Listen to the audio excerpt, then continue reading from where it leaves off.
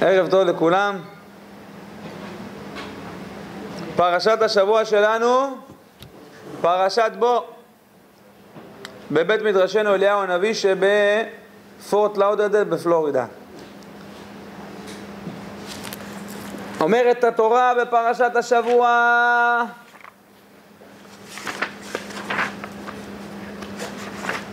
ויאמר אדוני אל משה בוא אל פרעה כי אני הכבדתי את ליבו ואת לב עבדיו למען שיטתי אותותיי אלה בקרבו. אומרת התורה, הקדוש ברוך הוא קורא למשה, יש עניין גדול של בוא אל פרעה,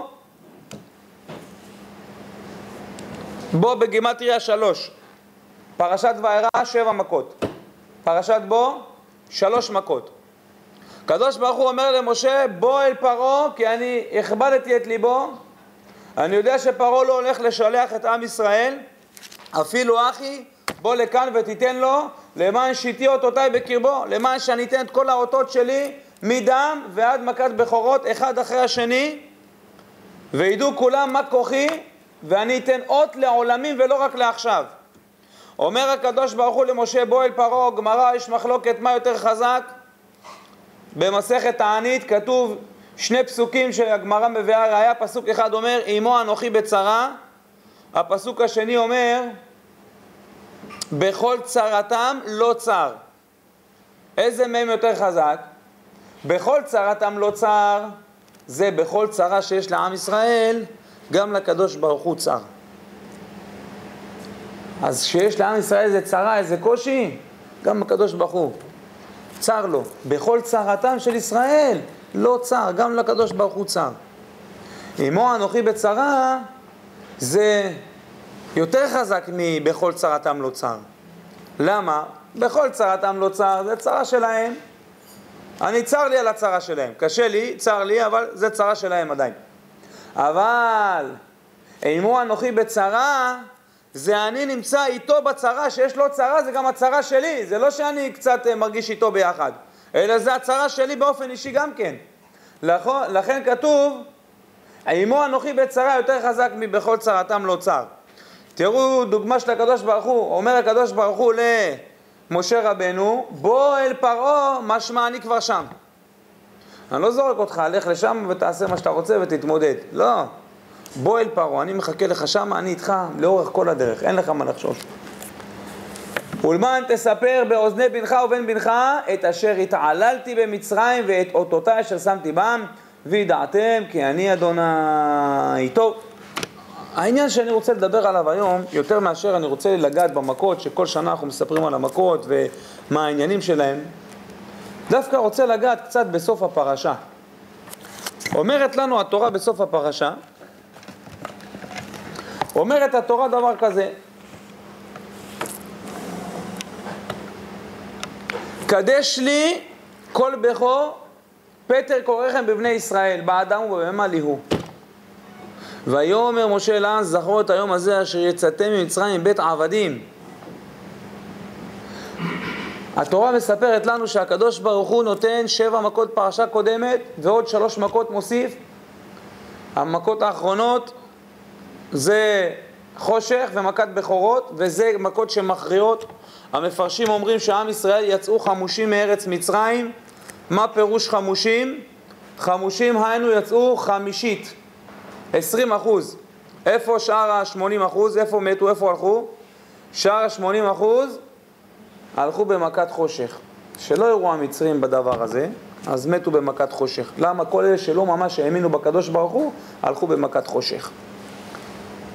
20% יצאו, והחמושים יצאו בני ישראל מארץ מצרים. זה 20%. מכה אחרונה, מכת בכורות, אמרנו, בכל בית ובית היו מתים כמה בכורות. איך יכול להיות, תשאל? הרי כל בית יש לו בכור אחד, בכור זה אחד. אלא האמא הייתה מזנה, היה בא מישהו אחר מזנה איתה. הוא, הבן הראשון, בכור לאבי ואמו אמיתיים. הבכור השני הוא בכור מהאמא ומאבא אחר. היו בתים שמתים 2, 3, ככה היו מזנות המצרים, כולם היו מזנים שם. ארץ מצרים הייתה שטופה בזימה. והנס הגדול שמי היה גם כן בכור?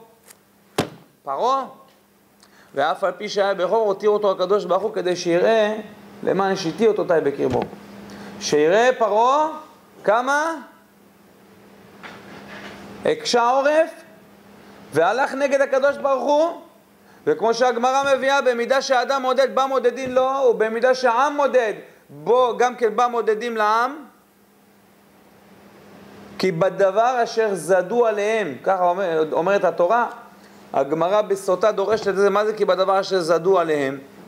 זדו, אומרת הגמרא מלשון ויזד יעקב נזיד. מה זה נזיד? קדרה. כי בקדרה אשר בישלו בה התבשלו. מידה כנגד מידה. אדם שהוא מכין לחבר שלו איזה הפתעה, כמו שראינו שכתוב במגילת אסתר, בעץ אשר הכין לו, במן הרשע, שמדובר המן הרשע שהכין למרדכי, כתוב העץ אשר הכין לו. הגמרא אומרת הכין לו לעצמו, הוא הכין את העץ למרדכי שיתלו אותו, בסוף את מי תלו על העץ? את המן בעצמו. זה בקדרה שהוא בישל למרדכי, בה הוא נתבשל בעצמו. אותו דבר המצרים. מה עשו המצרים? אמרו מה נעשה, איזה עונה, איך נהרוג את עם ישראל? הרי לא רוצים שכל הבן ילוד היורש שליחו, החליטו לשלוח אותו במים. למה לא שלחו אותו? למה לא הרגו את הילדים בחרב? למה לא הרגו אותם באש? יש פסוק אומר כי באש אדוני נשפט ובחרבו את כל בשר. הקדוש ברוך הוא שהוא שופט אנשים, שופט אותם באש ובחרב. אמרו אם אנחנו נלך איתם באש, הקדוש ברוך הוא מידה כנגד מידה יביא עלינו אש. אם נהרוג אותם בחרב, הקדוש ברוך הוא מידה כנגד מידה בחרב, שנאמר כי באש אדוני נשפט ובחרבו את כל בשר, כמו שכתוב בישעיה. אז אם נגיד ככה, אי אפשר. מה נעשה? הרי הקדוש ברוך הוא כבר נשבע להם כי לימי נוח, הוא נשבע ממי נוח שהוא לא יביא מבול על העולם יותר. אז הם החליטו להרוג את הילדים של ישראל דווקא במים. כי מה הוא יעשה? יביא עלינו מבול? הוא לא יביא מבול, הוא נשבע שלא יביא יותר מבול. אז אבא נתחכמה לו, עשו התחכמות למושיען של ישראל. חשבו שהקדוש ברוך הוא ככה אפשר לעבוד עליו חופשי. מה עשה להם הקדוש ברוך הוא? אמר, מה הבעיה בשבילי? קודם כל אומרת הגמרא, הקדוש ברוך הוא הבטיח שלא יביא מבול על העולם, אבל על מדינה אחת ודאי שיכול להביא מבול. לא, זהו לא נשבע. ועוד, מה קרה בסוף? הקדוש ברוך הוא לא צריך להביא את המים אליהם.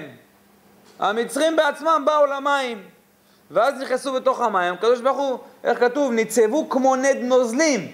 המים היו ניצבים כמו נד נוזלים, ככה, כמו חומות. המצרים נכנסו בפנים, הקדוש ברוך הוא שחרר את המים, שיט, הכל הלך עליהם, וככה מתו המצרים. ככה ניצלו עם ישראל. אז ישיר משה ובני ישראל את השירה הזאת לאדוני, ויאמרו לאמור, השיר על אדוני כי גאו גאה סוס ורוכבו, רמה בים, עוזי וזמרתיה ויהי לי ישועה זה אלי וענווהו, אלוהי אבי והרוממנו. ככה אומרת לנו התורה. עכשיו שימו לב, עם ישראל יוצא ממצרים, ומה מצווה אותם הקדוש ברוך הוא? קדש לי כל בכור פטר כל רחם בבני ישראל, באדם ובבהמה לי הוא. ויאמר משה לעם, זכור את היום הזה אשר יצאתם ממצרים מבית עבדים. משה אומר לעם ישראל, זכור את היום הזה אשר יצאתם ממצרים מבית עבדים. עוד מעט מגיע פרשת משפטים, פרשה אנחנו לומדים שמה, שאם אדם, כתוב שמה שאם אדם רוצה לקנות לו עבד, כי תקנה עבד עברי, 6 ימים יעבוד ובשביל יצא לחופשי חינם. אם בגפו יבוא, בגפו יצא. אבל אם בעל אישה הוא, ויצאה אשתו, כך אומרת התורה שמה. נכון? כן. אבל אם יאמר, ואם אמר, אמור יאמר העבד, אהבתי את אדוני, את אשתי, את בניי, לא יצא חופשי. והגישו אדוניו אל הדלת, אל המזוזה, לוקח אותו לחפץ של מצווה, ורוצע את אוזנו, דיברנו על זה וגם נדבר על זה בהמשך בעזרת השם, רוצע את אוזנו, חותך לו אותה במרצע, ואז הוא נמכר להיות עבד לעולם. מה הטעם הזה? בשנה שעברה מי שהיה בפרשת משפטים שדיברנו, אמרנו, אוזן ששמעה, אני השם אלוקיך, אשר הוצאתיך מארץ מצרים מבית עבדים להיות לכם לאלוהים. אוזן ששמע את הדבר הזה ורוצה לקחת לאדון אחר, תהיה עבד לעולם, וצריך לחתוך את האוזן הזאת. שמעת את הקדוש ברוך הוא על הים אומר, אני השם אלוקיך אשר הוצאתיך מארץ מצרים מבית עבדים. למה? בשביל לשחק ששבש כל היום? להיות לכם לאלוהים. וזה רוצה לקחת לו אדון אחר? אוזן ששמע את זה, אוי לה ואוי ואבוי לה, צריך לחתוך אותה. בגלל זה חותכים את אוזנו במרצע. הקדוש ברוך הוא מוציא את עם ישראל מארץ מצרים, והדבר הראשון שהוא אומר להם, הוצאתי אתכם מארץ מצרים להיות לי לעבדים.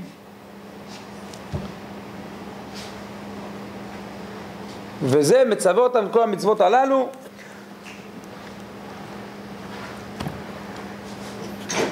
וצריך להבין כמה עניינים.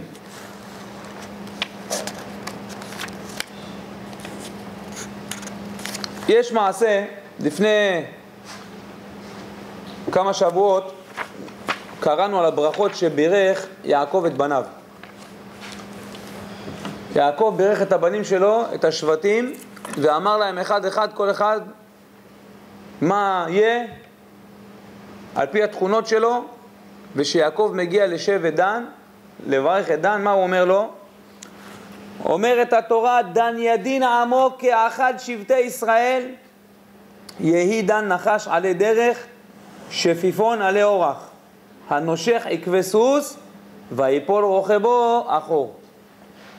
יעקב מברך את השבטים, מה יהיה איתם לאחר מכן? אומר רש"י, על מי ניבא יעקב? נתנבא על שמשון הגיבור. יעקב נתנבא פה על שמשון הגיבור. אומרת הגמרא במסכת סוטה, שמשון הלך אחר עיניו, על כן נקראו פלישתים את שתי עיניו. שמשון זנה, הלך אחר עיניו, על כן נקראו פלישתים את עיניו. ששמשון תפסו אותו, תכף נדבר על זה טיפ טיפה, תפסו אותו, אז נקראו לו את שתי העיניים. מה היה הסיפור עם שמשון? שמשון, אמא שלו ואבא שלו מנוח, אמא שלו צללפונית. השם שלה צללפונית. אמא של שמשון, לפני ששמשון נולד, בא מלאך ואמר להם שיוולד להם בן, והוא יחל להושיע את ישראל. הוא יהיה נזיר, צריך שיהיה נזיר, והזיר גם אותה לא לאכול שום דבר שנזיר לא יכול לאכול, כגון ענבים, לשתות יין. אמר לה ששמשון לא יסתפר ויהיה נזיר להשם, ובזה יהיה הכוח שלו.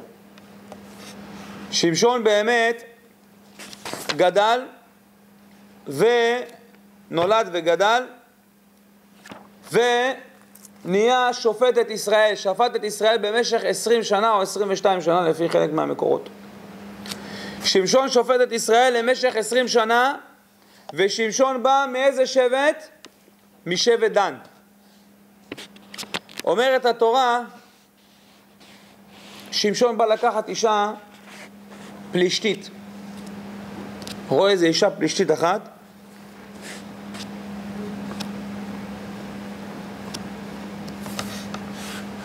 התורה אומרת, ויאמר לו אבי ואמו, האין בבנות אחיך ובכל עמי אישה, כי אתה הולך לקחת אישה מפלישתים הערלים? אבא שלו אומר לו, תגיד, אין לך אף אישה מבנות עמנו? יהודים, עבריים, אין אף אחד? רק פלישתית אתה הולך לקחת? ויאמר שמשון אל אביו, אותה קח לי, כי היא ישרה בעיניי. כיוון שאמר כי היא ישרה בעיניי, אומרת הגמרא, שמשון מרד בשתי עיניו, הלך אחר עיניו עם פלישתית, על כן נקראו פלישתים את עיניו. מידה כנגד מידה, כל דבר מידה כנגד מידה בסוף. ואביו ואמו לא ידעו כי מאדוני היא, כי טוענה ומבקש מפלישתים ובעת ההיא פלישתים מושלים בישראל. טוב, שמשון מבקש מאבא שלו, אני רוצה לקחת אישה, קח לי אותה כי היא ישרה בעיניי, והולך ולוקח אישה פלישתית, וירד שמשון ואביו ואמו תמנתה, הולכים למקום שנקרא תמנתה שמה, והוא רואה אריה בדרך. אומרת התורה, ותצלח עליו רוח השם, והוא גובר על האריה. אחר כך הוא מוצא כוורת של דבורים, והוא מכניס אותם בפנים בתוך האור של האריה. שמשון מתחתן עם האישה הזאת, הפלישתית. יש מהמפרשים שאומרים איך יכול להיות ששופט בישראל, צריך להבין מה זה שופט. שופט זה לא אדם פשוט. שופט זה אדם ששופט את עם ישראל. הגמרא אומרת, בוא נבין מה הגמרא אומרת על שמשון. הגמרא אומרת על שמשון, מה הקדוש ברוך הוא שופט את ישראל בשמיים, שמשון שופט ישראל על הארץ. שנאמר, כי שמש ומגן השם אלוהים, שמש ומגן, על הקדוש ברוך הוא נאמר, ועל שמשון מה נאמר? שמשון, שמש קטנה. מה הקדוש ברוך הוא שמש, חומה, לשמש ומגן השם אלוהים, הקדוש ברוך הוא שמש למעלה גדול, שמשון הוא שמש קטנה. על שמו של הקדוש ברוך הוא נקרא שמשון, עד כדי כך שיש מחלוקת, שיש שאלה בגמרא, הגמרא שואלת אם מותר למחוק את השם שמשון או אסור למחוק את השם שמשון, עד כדי כך. תראו כמה היה צדיק, שיש שאלה אם מותר למחוק את השם שלו או אסור למחוק את השם שלו, כי את שם השם אסור למחוק, ואם כתוב השם של הקדוש ברוך הוא אסור למחוק את זה, עד כדי כך. שאלה אם מותר או אסור למחוק את שמו של שמשון. ושמשון, אז מהמפרשים אומרים ששמשון באמת היה גייר את אותה בחורה, אבל בלי שאף אחד ידע, רק הוא והיא ידעו, אף אחד לא ידע על זה. בכל מקרה, שמשון לוקח אישה מבנות פלישתים, ואז מחליט, הולכים ויושבים במשתה, ומחליט שמשון לשאול אותם שאלה. אומר להם שמשון, בואו, אחוד לכם חידה. מה החידה שהוא שואל אותם? אם הוא אומר להם, אם אגד תגידו אותה לי 7 ימי המשתה, אם תצליחו בתוך 7 הימים לפתור לי את החידה הזאת, ומצאתם ונתתי לכם 30 סדינים ו30 חליפות בגדים. הם היו 30 אנשים שם במסבעה. אמר להם, תצליחו לפתור את החידה, אני אתן לכם 30 סדינים, 30 חליפות, כל אחד יקבל. ואם לא תוכלו להגיד, ונתתם לי 30 סדינים ו30 חליפות בגדים, ואמרו לו, חודה חידתך ונשמענה. ואומר להם, מהאוכל יצא מאכל, ומעז יצא מתוק. מה הוא התכוון? לאותה כוורת שהייתה בתוך הזה של האריה, מעז יצא מתוק.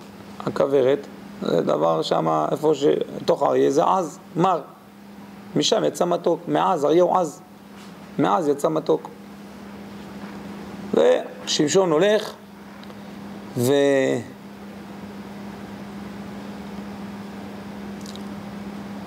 אחרי 7 ימים, ביום האחרון, באים ואומרים לו את התשובה של החידה. מאיפה ידעו? אשתו, במהלך כל הזמן הזה, שגעת אותו, כי באו אליה הפלישתים והציעו לה הרבה כסף. אמרו להם, לא, אנחנו נשרוף את ביתך ובית אביך, ויהיה לך הרבה בלגן כדי להגיד לנו את התשובה. אז היא התחילה לשכנע אותו, הלך וגילה לה את התשובה, ואחרי שגילה לה את התשובה, בסדר, גילתה להם. אמר להם שמשון, לולא חרשתם בעגלתי, לא ידעתם, לא מצאתם חידתי, תשובה לחידתי, כן. אלמלא הייתם חורשים בעגלתי, הכוונה באשתי, אם לא הייתם משגעים אותה, לא הייתם מוצאים את התשובה. הוא הבין.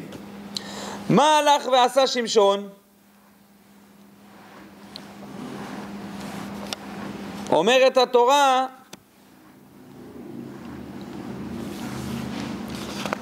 ותצלח עליו רוח אדוני וירד אשקלון ויח מהם 30 איש. הלך והיכה 30 פלישתים. הוא צריך לתת להם חליפות. הוא התערב עם 30 אנשים. מאיפה הוא הביא חליפות? הלך והרביץ ל30 אנשים. לקח להם את החליפות. עכשיו יש לו להביא להם. ויתן החליפות למגידי החידה. ויחר אפו והיה על בית אביהו. ותהי אשת שמשון למרעהו, אשר רעה לו. אחר כך שמשון חוזר, אחרי כמה זמן הוא הלך לבית אביהו, אחר כך כשהוא חוזר, אבא שלה אומר לו, לא, אני כבר נתתי אותה למישהו אחר. אז עכשיו מה עושה שמשון? הולך ולוקח 300 שועלים, תופס 300 שועלים, קושר להם את הזנבות, ושם להם בקצוות של הזנבות אש. ואיפה הוא משחרר אותם? בשדות הפלישתים. עכשיו השועלים לוקחים, 300 שועלים זה המון, קשורים אחד לשני ככה זוגות או שלשות, קשורים בשורה והם מתחילים לרוץ. איפה שהם הולכים נהיה אש, למה הם מציתים את כל היבול. מתחילים להצית את כל השדות של הפלישתים. למה דווקא, אומרת הגמרא, למה דווקא שועלים? שועל, הדרך שלו, שהוא בא כנגד מישהו, אז הוא חוזר אחורה. אם יש משהו מפחד ממנו, הוא חוזר אחורה. הוא לא מסתובב והולך אחורה, אלא הוא חוזר אחורה ככה, הוא הולך אחורה. אמר שמשון, כמו שאתם אבימלך, גם כן, היה לו שבועיים אברהם אבינו, שלא יהיה מחלוקת בינם, שהם לא יתחילו איתם, הפלישתים, בינם והנכדים והנינים שלהם. אתם חזרתם בשבועה של סבכם, גם השואלים דרך העולם שלהם לחזור אחורה במריבה שלהם. כמו שאתם חזרתם אחורה, מידה כנגד מידה, ככה נתן להם את השואלים. בכל מקרה, שמשון הולך, כדי לקצר את הדברים טיפ-טיפה, שמשון הולך ולוקח אישה זונה. ואחרי שהוא לוקח את האישה זונה, דרך אגב, יש פה איזה משהו חשוב מאוד שצריך לדעת, כתוב, ויאמרו פלישתים מי עשה זאת, ויאמרו שמשון חתן התימני, כי לקח את אשתו ויתנה למרעהו. מי עשה את זה? שמשון חתן התימני. מי זה התימני? רש"י אומר, חתן הפלישתי אשר בתמנע, שהוא גר במקום אשר תמנע. אתם רואים שאת מי מתחילים להאשים? את שמשון חתן התימני. זאת אומרת, הם רואים את שמשון כגוף בפני עצמו, וחתן התימני, לא אומרים שמשון היהודי, שמשון העברי, לא מקשרים את זה. שמשון חתן התימני, כלומר אחד מאיתנו. למה? כי שמשון מה עשה? התחיל לשבת במסבעות, בפאבים, בדברים כאלה, מקומות כאלה. התלבש כמוהם, נהיה כמוהם, מדבר כמוהם, אז הכל כמוהם. אז ככה גם הם מרגישים שהוא אחד מאיתנו. מה הטרוניה שהוא מחפש? טרוניה כזאת. טוב, אחר מכן הלך ולקח אישה זונה, ואז הם באים עליו, שמעו שהוא שמה, ושמשון כל הלילה הולך לישון, ואז הוא קם באמצע הלילה, הוא יודע שהם מתכננים עליו, והם נעלו את שערי העיר. הגמרא אומרת כל שער עיר היה 60 אמה. שמשון יודע שהם נועלים עליו את השערים, והוא יוצא החוצה ולא נבהל מהשערים שנעולים, לוקח את השערים על הגב שלו ומרים אותם לתוך ההר, על ההר למעלה. בד בבד שמשון מתחיל להריב איתם, למה? כי הם רוצים להרוג אותו, נכון? ושמשון לוקח לחי של חמור ומתחיל להכות בהם, מכה, והורג אלפים מביניהם. שמשון הורג אלפים מביניהם. אחר כך התורה מספרת ששמשון הולך ולוקח אישה שקוראים לה דלילה. באים הפלישתים ואומרים לה, את חייבת לגלות במה הכוח של שמשון, הוא חזק, כל מה שעושים לא אפשר לגבור עליו. אי אפשר לגבור על שמשון. איך זה שהוא כזה חזק? את חייבת לגלות לנו מה איתו. ודלילה מתחילה לשכנע את שמשון ואומרת לו, שמשון אולי תגיד לי במה הכוח שלך? אי אפשר לסמוך עליה גם כן, פלישתית, קצת כסף, קצת זהב, נגמר הסיפור. והוא אומר לה, אם יקשרו אותי בחוטים, דקים, אז אני לא יכול, זה הכוח שלי, אם יקשרו אותי בחוטים, דקים, אני לא אוכל להתגבר על זה. והולכת דלילה כשהוא ישן, קושרת לו את החוטים הדקים, ובאמצע הלילה אומרת לו, פלישתים עליך שמשון. הוא מתעורר, רואה כולו מלא פלישתים, הידיים שלו קשורות, עושה ככה, צ'יק, פותח את החוטים, ומתחיל להכות את כולם, והורג עוד כמה אנשים מהפלישתים, וגומר על כולם כמו גוליבר. אחר כך היא מתאכזבת ממנו, אומרת לו, מה אתה? אמרת לי שזה הכוח שלך הוא בידיים, שיקרת לי, אפילו לא מתנצלת, סליחה הלשנתי עליך. אז הוא אומר לה, לא, אם תקשרי אותי בעבותים, לא חוטים, מה שהבאת זה חוטים קטנים, עבותים זה חוטים עבים יותר גדולים, זה הכוח שלי נאבד. אז היא קושרת אותו בעבותים, בחוטים גדולים, ובאמצע הלילה פתאום היא מביאה חבורה של פלישתים שבאים ומוכנים להרוג את שמשון, והיא אומרת לו, פלישתים עליך שמשון. והוא קם, צ'ק, פותח את החוטים, מתחיל להכות את כולם והורג עוד כמה אנשים שם, כמה עשרות, אולי מאות. ועוד פעם היא אומרת לו, מה זה, אתה לא אוהב אותי? אתה אומר לי שזה חוטים וזה לא חוטים, ובאמת במה הכוח שלך, וככה כמה פעמים היא מנסה להפיל אותו ולא מצליחה. עד שפעם אחת אומרת התורה, ותאלצהו לו, אומרת הגמרא שמה שהיא הייתה נשמטת מתחתיו בשעת תשמיש. אתה אומרת, נו תגיד לי מה לעשות, ובתשמישית הייתה יוצאת ממנו. עד שכתוב ההיא כי הציקה לו בדבריה כל הימים, ותאלצהו ותקצר נפשו למות, כבר לא יכל, ויגד לה את כל ליבו ויאמר לה, מורה לא עלה על ראשי, כי נזיר אלוהים אני מבטן אמי, אם גולחתי ושר ממני כוחי וחליתי והייתי ככל האדם.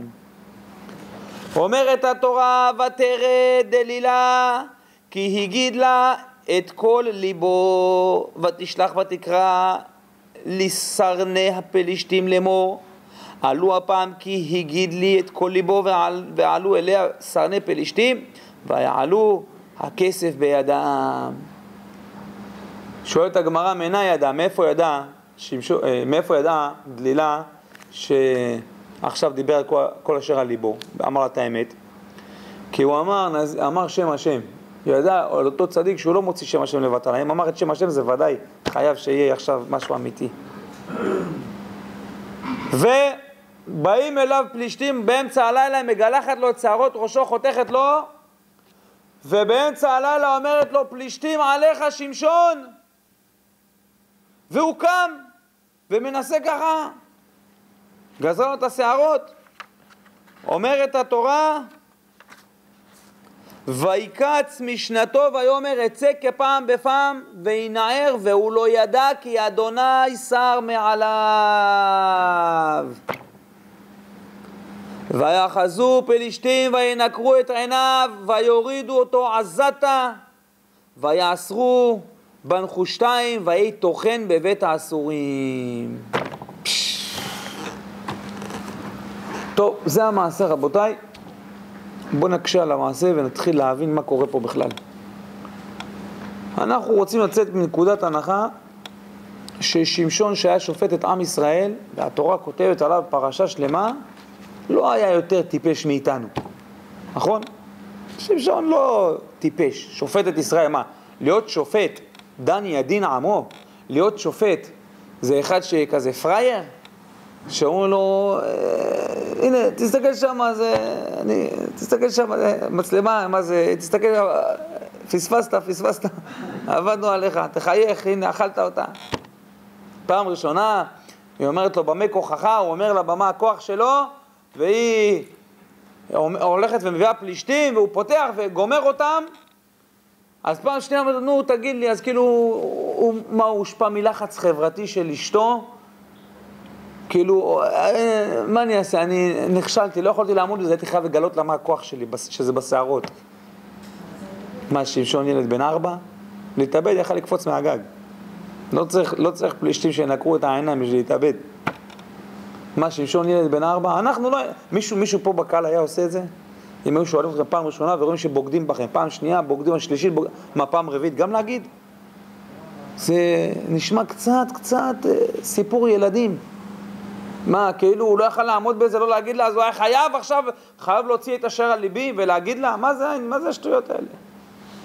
זה ודאי שזה לא, זה ודאי. אלא מה העניין הזה? מה העניין ששמשון הולך ומספר לה שהכוח שלו בשערות, אחרי ש3 פעמים הוא אמר לה איפה הכוח, והיא הכשילה אותו, והוא קם וגבר עליהם. מה הוא מספר לפעם? מה הוא חושב? ש3 פעמים זה כבר חזקה. סיפר לפעם רביעית, היא לא תספר לפלישתים? מה הוא חשב לעצמו? איך שמשון הגיבור שופט בישראל עשה כזאת טעות של ילד בן 4? אלא, בשביל להבין את הדבר הזה, נצטרך לספר קצת רקע מה היה שם באותו זמן. אומרת, התורה שמה, מה שהיה לפני זמנו של שמשון, היה גם אחרי זמנו של שמשון. שום דבר לא השתנה לפניו ולא אחריו, אותו דבר היה. אז באמת, האם הועיל לנו מה שהיה שם, כל הסיפור הזה? בואו נראה. אותה תקופה, רבותיי, כולם, עם ישראל היה תחת שלטון פלישתי.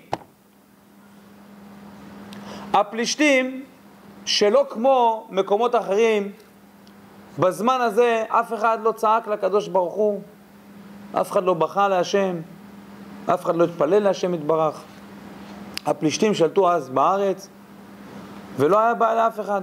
הם נתנו לכולם ללמוד תורה, תעבדו, לקחו מיסים קטנים, לא מיסים גדולים. בדרך כלל שלוקחים מיסים, לוקחים מיסים גדולים, מענים, שמים עליהם מס. אתם רואים מה שכתוב לנו עכשיו, וישימו עליהם שרי מיסים, הם מקשים עליהם, אי אפשר לנשום. שם מה שהיה, אין בעיה, מיסים קטנים קצת תעלו, כל השאר תעשו מה שאתם רוצים, ללמוד תורה, תלמדו תורה.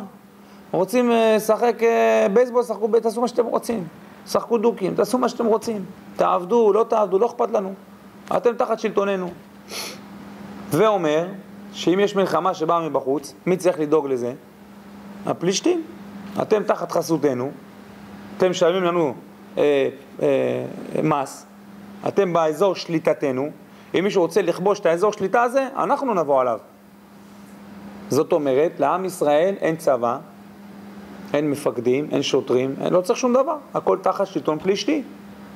והפלישתים נותנים להם לעשות כל דבר בחופשיות. חיים טובים, אין אחריות, אין שום דבר, עובד, נותן את המס שלי, נגמר הסיפור. מה קורה? אף אחד לא קורא לקדוש ברוך הוא.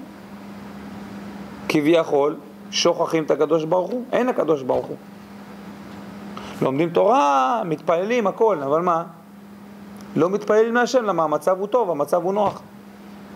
כשאדם יש לו הרבה, הוא בדרך כלל לא מתפלל. לא מצא הקדוש ברוך הוא לישראל, אלא עניות. כל דבר שעם ישראל עניים, אז מתפללים להשם. אז הוא זורק להשם יתברך, ואז השם נהנה לו. ופה, אף אחד לא זורק להשם יתברך. המצב הזה, של שליטה טוטליטרית של עם אחר, להיות תחת שלטון אחר, זה מתאים לעם ישראל באותו דור. זה משהו שלא היה ולא יהיה אף פעם. בחיים לא ראינו בהיסטוריה, בחיים, כל התנ"ך כולו, שלעם ישראל טוב ואף אחד לא קורא להשם יתברך. עשו הרע בעיני השם היה. עשו טוב גם היה. אבל להגיד שעם ישראל לא קורא לקדוש ברוך הוא, שלא אכפת לעם ישראל שהם תחת שלטון של מישהו אחר, זה אף פעם לא היה.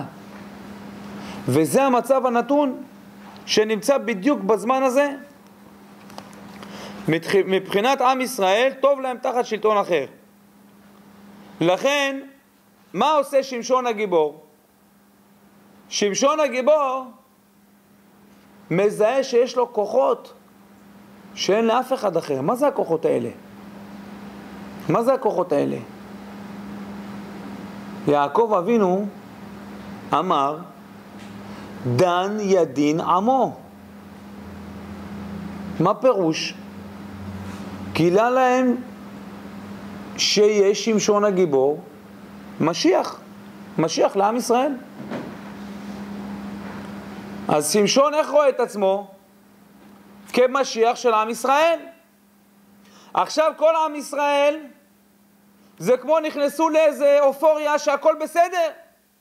להיות תחת שלטון פלישתי זה טוב. והנה קם צדיק אחד בסדום ואומר לא יכול להיות, איך אנחנו תחת שלטון אחר, זה לא ייתכן.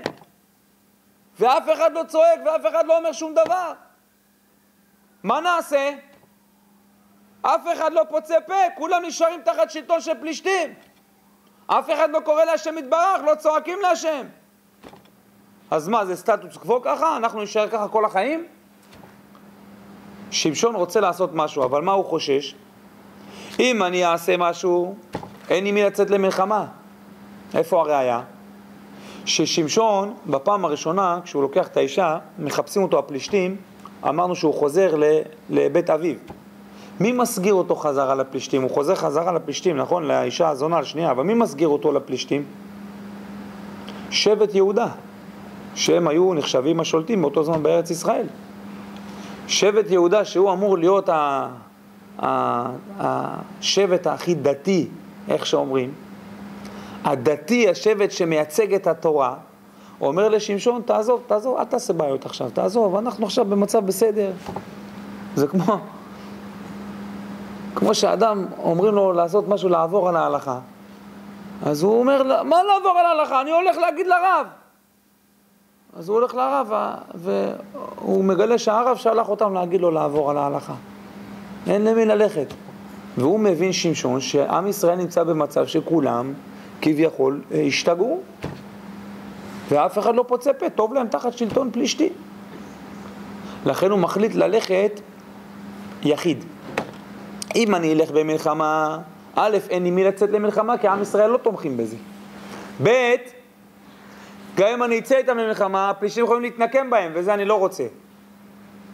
כי חשוב, כל יהודי ויהודי, אפילו ששערת ראשו לא תיפול, חס ושלום. לכן מה עושה שמשון? הולך ונטמע בגויים, נהיה אחד מהם. יושב איתם במועדונים, במסבעות, מתחתן איתם, מתלבש כמוהם. ואז מה הוא עושה? הוא מוצא טרוניות אישיות, למה להילחם בהם? זאת אומרת, איך הוא נלחם בהם? הוא מתחתן עם אישה, ואז הוא חד להם חידה, ואז הוא מפסיד בחידה, כי הם שכנעו את אשתו לגלות את התשובה של החידה. אז הוא הולך ומרביץ ל30 אנשים, ומביא להם את החליפות, ואז מתחיל כל הבעיות. ואחר כך הוא מגלה שאשתו התחתנה עם מישהו אחר, אז הוא הולך ומכה בהם גם כן. אז את מי מחפשים? את שמשון באופן אישי, לא מחפשים את עם ישראל. וכך עושה שמשון וממשיך לעשות כל מיני, מחפש לעצמו המטלאות, איך להרוג את הפלישתים, כדי לייצר איזה זעזוע מסוים. אולי זה ידליק את הניצוץ בעם ישראל, אולי זה ישנה משהו אצל עם ישראל. ולכן שמשון עושה את כל המעשים האלה. עד שהוא מגיע לדלילה. ושהוא מגיע לדלילה, אז מה אומרת התורה שמה? דלדלה כוחו, דלדלה ליבו, דלדלה מעשיו. אלמלא היו קוראים לה דלילה, היה צריך לקרוא לה, להמציא את השם דלילה. אם השם שלו היה שם אחר, היה צריך לקרוא לה דלילה, שדלדלה את כוחו, את מעשיו, את ליבו, דלדלה הכל ממנו. אז מה, באמת שמשון כזה פתי? שהוא אומר לה פעם ראשונה, והיא אומרת לו, פלישתים עליך שמשון, וקופצים על פלישתים, ועוד פעם מאמין לה, ועוד פעם, ועוד פעם, 4 פעמים? איך ייתכן הדבר הזה? 4 פעמים שמשון נותן לה להתל בו? אלא, שבוע שעבר, מי שזוכר, דיברנו, אמרנו, פוסק הרמב"ם כך, חייב אדם לראות את עצמו כאילו חציו זכאי וחציו חייב. עובר עבירה אחת, הרי זה הכריע את עצמו ואת כל העולם לכף חובה. עושה מצווה אחת, הרי זה הכריע את עצמו ואת כל העולם לזכות. הגמרא אומרת, אין בן דוד בא אלא בדור שכולו חייב. אין משיח בן דוד בא אלא בדור שכולו חייב. זאת אומרת, שמשון מזהה את הפוטנציאל, הוא מרגיש משיח השם, הוא מבין שהוא משיח השם, הוא מבין שהוא חזק והוא לא אדם כמו כולם, יש לו כוחות על טבעיים, זה לא כוחות טבעיים רבותיי. הכוח שלו להרוג 1,000, 2,000, 3,000 איש זה לא כוח טבעי. לגבור על אריה, לגבור על זה לא כוח טבעי. שמשון מזהה את הכוחות העל טבעיים שלו ומבין שהוא משיח השם, ואין בן דוד בא אלא בדור שכולו חייב, והוא מסתכל על כולם מסביב וכולם חייבים, כי אף אחד לא קורא לקדוש ברוך הוא. אז שמשון מבין שזה הזמן לעשות צעד ולהתגלות ולהביא את הישועה לעולם. הנה אני המשיח. לכן הוא הולך ועושה את המעשה הזה בפלישתים. אם כן, למה מחליט שמשון לוותר? למה הוא אומר לה, תקצצי לי את השערות? למה הוא אומר לה מה הסוד שלו? לא צריך להגיד מה הסוד. אם אתה המשיח ואתה באת לגאול את עם ישראל, אז הנה, אתה הגואל של עם ישראל, מה אתה רוצה? זה הולך, אתה הורג אותם, אתה מעטה, אז מה הבעיה? למה בא שמשון ומגלה לה?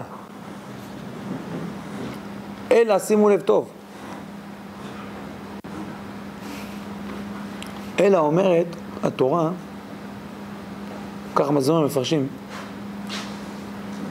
שמשון עשה את אותה טעות שעשה האדם הראשון. מה עשה האדם הראשון? האדם הראשון באמת אכל מעץ הדעת כי הוא מאוד התפתה לענבים שהיו שם. הוא לא יכל לעמוד בפיתוי, כתוב שעץ הדעת היה תאנים, ענבים וחיטה. אז האדם הראשון, כי הוא לא יכל לעמוד בזה, עץ הדת היה כל כך, נראה כל כך טוב מתוך מיליונים של עצים, והיא נתנה לו ענבים, והוא היה חייב, עכשיו הוא היה מה זה רעב לענבים, או לאיזה תאנה ככה, היא קרצה לו ככה, מהעץ, והוא היה חייב לאכול אותה, האדם הראשון. זה סיפורי כיסוי, זה מה שמספרים בבית ספר יסודי. מה האמת באמת? באמת שהאדם הראשון רצה להראות לקדוש ברוך הוא, תראה, עכשיו שאני עובד אותך כשאין לי יצר הרע, זה לא שווה. מה שווה לעבוד אותך? כמו רובוט, כמו מכונה. אין לי יצר הרע, אני עובד אותך ככה רק מתוך יצר הטוב. אין לי אפילו שאיפה, אין לי אפילו רצון, אין לי הרגשה שאני רוצה למרוד בך. מה שווה? לכן אני אוכל מעץ הדעת ואני אוכיח לך שאף על פי שיש לי יצר רע, עדיין אני עובד אותך באותה מידה בדיוק, כמו שעבדתי אותך לפני שהיה לי יצר הרע. זה מה שרצה האדם הראשון להראות. וזה היה הטעות של האדם הראשון. המחשבה שלו לא הייתה רצויה בשמיים, אבל המעשה שלו לא היה רצוי בשמיים. והראיה שהביאו מיתה על העולם, ועד היום אנחנו מתקנים את חטא האדם הראשון וסובלים ממנו. אותו דבר בדיוק רבותיי היה עם שמשון הגיבור. שמשון הגיבור אמר, אוקיי, אני עכשיו משיח השם, אני בא להושיע ולגאול את ישראל. אבל מה זה שווה? הכוח הזה על טבעי, האם הוא בא ממני? זה לא בא ממני, זה על טבעי, זה בא מהקדוש ברוך הוא, זה לא בא ממני. אני בעצמי לא עשיתי כלום. אני רוצה לראות שזה לא יהיה תלוי בכוח שהקדוש ברוך הוא נותן לי, זה יהיה תלוי בי באופן אישי. ככה אני רוצה להביא גאולה לעם ישראל. זה לא שווה. זה לא שווה. אני רוצה להביא גאולה לעם ישראל מכוחי עצמי, לא מכוחו של הקדוש ברוך הוא שנותן לי. לכן מה אומר לה שמשון? הוא אומר לה, הכוח שלי בשערות. הוא בעצמו לא יכול להסתפר כי זה עבירה על ההלכה. נזיר לא יכול להסתפר. אז הוא אומר לה, הכוח שלי בשערות, והיא מספרת אותו. וזה לשון חז"ל, מה שהתכוונו להגיד, שמשון הלך אחר עיניו, על כן נקראו פלישתים את עיניו. מה פירוש הלך אחר עיניו? מה, עם האנשים הפלישתיות, הגויות? ודאי שלא. כי מאת השם הייתה זאת, ראינו. כי תוענה הוא מבקש. זה היה מאת השם. הוא לא הלך אחר עיניו, זה הפשט. מה אומר העומק? הוא אומר שמשון הלך אחר ראות עיניו.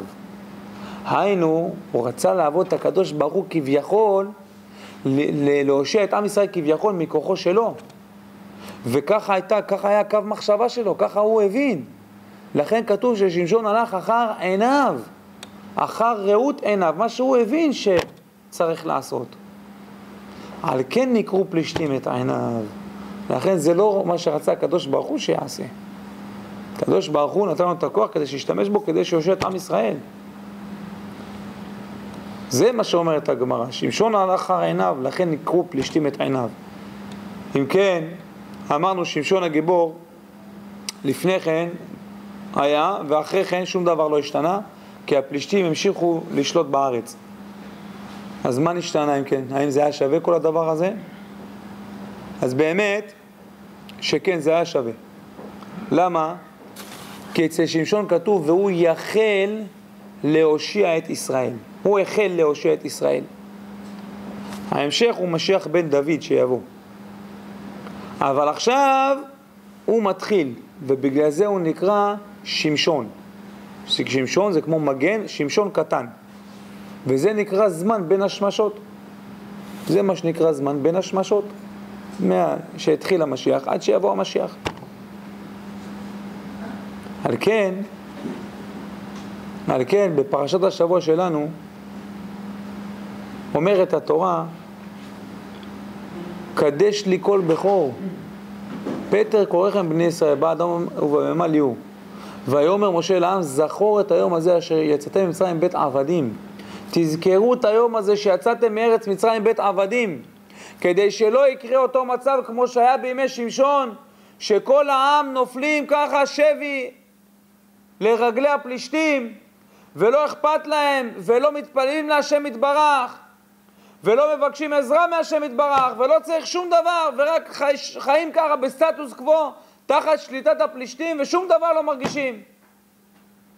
מזהירה אותנו התורה באותו רגע בדיוק שעם ישראל יוצא ממצרים, פרשת שבוע שלנו, תזכור את יום צאתך מארץ מצרים, שלא תשכח, אתה לא יצאת מארץ מצרים כדי להיות עבד לפלישתים, כדי להיות תחת שעבוד של עם אחר. יצאת מארץ מצרים כדי להיות עבד להשם יתברך. אני השם אלוקיך אשר הוצאתיך מארץ מצרים מבית עבדים. למה? להיות לכם לאלוהים. לא תעשה אלוהים אחרים על פניי.